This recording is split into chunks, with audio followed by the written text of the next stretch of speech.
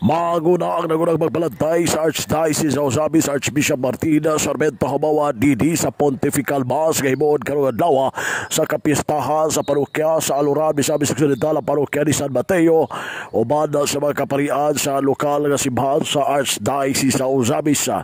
Ang Arsobispo sa lokal nga simbahan Archbishop Martin Sarmento Habawa Didi nagdapit o nagdasig labi na sa mga matuod sa Aluran nga hiniusa nga mo sa ulog alang sa pagpaygayon sa Santos Misa Pontifical Mass agi og pagpasalamat sa kasaulugan sa kapistahan sa patron sa taga-Aluran nga mao si San Mateo. Og ginasig dinhi mga taga-pamilya ang tibok pamilya sa mga baday nga naa sa Aluran nga buhiusa o sa ulugon ang mga Santos Misa ang kapistahan nga puno sa kadasig kalipay nga anaa ang pagsaulog sa sentro sa kasulugan sa fiesta nga mao ang Santos Misa ang Pontifical Mass nga himuon karong alas 8:30 ang takna sa buntag diha sa parokya sa Aluran, Misamis Occidental. Kalakip usab sa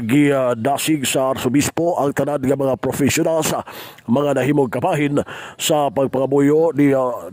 ngadto kag San Mateo nga himuon ang pagtambong sa Santos Misa nga ipahigayon karong buntag. Og mismo ang Padre Cora usab na nagpanayag nagadapit labi na sila mga matuod nga mohimo o mo sa ulog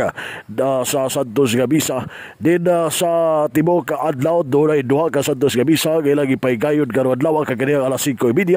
ang takna sa buntag himo ang unang Santos Misa dayon gisunod gilayon ang prosesyon sa imahe ni San Mateo libot sa sentro nga bahin sa Aluran, Misamis Occidental dayon na pagkahuman ini ang alas 8:30 nga Santos Misa nga himuon karong buntag pinaagi sa Arsobispo sa lokal nga simbahan.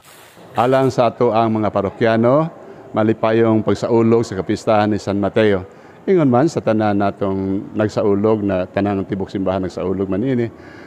Magpasalamat po ta sa mga grasya nga panalangin o mga panalangin gumikan sa mga pangamuyo sa ato ang patron San Mateo.